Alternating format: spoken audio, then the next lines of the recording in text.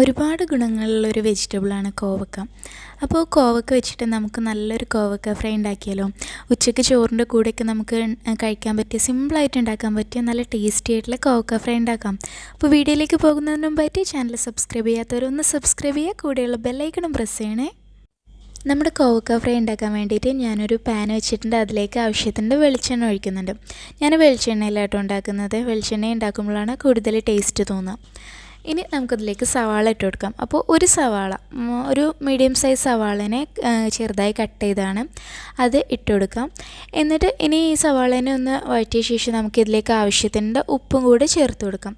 പിന്നെ ഇതിലേക്ക് വളരെ കുറച്ച് ഇൻഗ്രീഡിയൻസ് ആവശ്യമുള്ളൂ കേട്ടോ, നല്ല ടേസ്റ്റുമാണത് കഴിക്കാൻ. അപ്പോൾ നമുക്ക് ഇനി നമ്മൾ ഉപ്പ് ചേർത്ത് കൊടുത്തിട്ടുണ്ട്. ഉപ്പ് ചേർത്തിട്ട് സവാളേനെ ഒന്ന് വഴറ്റിയെടുക്കുക. അപ്പോൾ ഒന്ന് ട്രാൻസ്പെറൻ്റ് ആയി വരുമ്പോൾ നമുക്കിതിലേക്കുള്ള പൊടികൾ ചേർത്ത് കൊടുക്കാം. പൊടികളെന്ന് പറയുമ്പോൾ കൂടുതലൊന്നുമില്ല. 1 ടീസ്പൂൺ മുളക് പൊടി, അതേപോലെ ഒരു 1/4 ടീസ്പൂൺ മഞ്ഞൾപ്പൊടി വളരെ കുറച്ച് മതി കേട്ടോ. അപ്പോൾ ഇതുകൂടെ ഇട്ടിട്ട് ഒന്ന് മിക്സ് ചെയ്യുക. പൊടികളുടെ പച്ചമണം മാറുന്നത് വരെ ഒന്ന് വഴറ്റിയെടുക്കുക കേട്ടോ. അപ്പോൾ പൊടികളുടെ പച്ചമണം മാറിക്കഴിഞ്ഞാൽ നമുക്ക് കോവക്ക ചേർത്ത് കൊടുക്കാം. അപ്പോൾ കോവക്ക ഞാനിവിടെ കട്ട് ചെയ്ത് വെച്ചിട്ടുണ്ട്. ഞാൻ നീളത്തിലാട്ടോ കട്ട് ചെയ്തിട്ടുള്ളത്. ഇതൊരു 15 കോവക്കയോളം വരും. അപ്പോൾ ഞാൻ നീളത്തിൽ കട്ട് ചെയ്തിട്ടുണ്ട്. നമുക്ക് റൗണ്ടിൽ കട്ട് ചെയ്യുകയാണെങ്കിൽ അങ്ങനെയും ചെയ്യാം, ഏതായാലും കുഴപ്പമില്ല. അപ്പോൾ കോവയ്ക്കും കൂടെ ഇട്ടിട്ട് ഇതേപോലെ നന്നായിട്ട് മിക്സ് ചെയ്ത് കൊടുക്കാം. എന്നിട്ട് നമുക്ക് ഇതിനെ ഒന്ന് അടച്ചു വെച്ചിട്ട് കുക്ക് ചെയ്തെടുക്കണം. അപ്പോൾ അടച്ചു വെച്ചിട്ട് ഏകദേശം ഒരു 10 മിനിറ്റൊക്കെ വേണ്ടി വരും ഒന്ന് ശരിക്കും കുക്കായി കിട്ടാൻ വേണ്ടിയിട്ട്. ശരിക്കും മിക്സ് ചെയ്തിട്ടുണ്ട്. ഇനി ഞാനിതൊന്ന് അടച്ചു വെക്കുന്നുണ്ട് കേട്ടോ. അപ്പോൾ അടച്ചു വെച്ചിട്ട് ഇടയ്ക്ക് നമ്മളൊന്ന് ഓപ്പൺ ചെയ്തിട്ട് മിക്സ് ചെയ്ത് കൊടുക്കണം കേട്ടോ, അല്ലെങ്കിൽ ചിലപ്പോൾ അടി പിടിക്കാൻ ചാൻസ് ഉണ്ട്. അതുകൊണ്ട് തന്നെ ഇടയ്ക്കൊന്ന് ഓപ്പൺ ചെയ്തിട്ട് നമ്മൾ ഇളക്കി കൊടുക്കുക.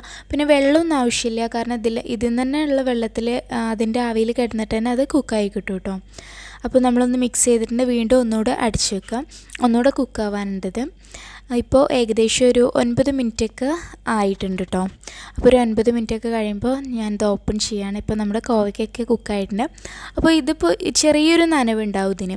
അതുകൊണ്ട് നമ്മൾ ഇതിനെ ഓപ്പൺ ചെയ്ത് വെച്ചിട്ട് കുറച്ച് സമയം കൂടി ഫ്ലെയിമിൽ തന്നെ ഇടുക. അപ്പോൾ ആ ഒരു നനവ് അങ്ങോട്ട് മാറിക്കിട്ടും, അതിന് വേണ്ടിയിട്ട് കേട്ടോ. ഇനി ഇങ്ങനെ എടുക്കേണ്ടവർക്ക് ഇങ്ങനെ തന്നെ എടുക്കുക, ഇങ്ങനെ ആയാലും കുഴപ്പമില്ല.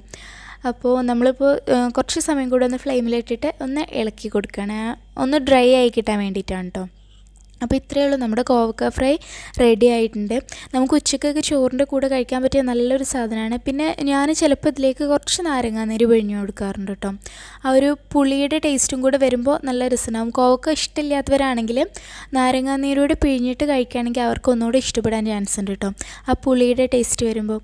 അപ്പോൾ ഇത്രയേ ഉള്ളൂ, വളരെ സിമ്പിളായിട്ട് നമുക്ക് റെഡിയാക്കാൻ പറ്റിയ ഒരു ഉച്ചക്കൊക്കെ റെഡിയാക്കാൻ പറ്റിയൊരു സാധനമാണ്. അപ്പോൾ ഇൻഷാ അല്ലാഹ് മറ്റൊരു വീഡിയോയിലൂടെ നമുക്ക് വീണ്ടും കാണാം. ഈ വീഡിയോ എല്ലാവർക്കും ഇഷ്ടമായി എന്ന് വിശ്വസിക്കുന്നു.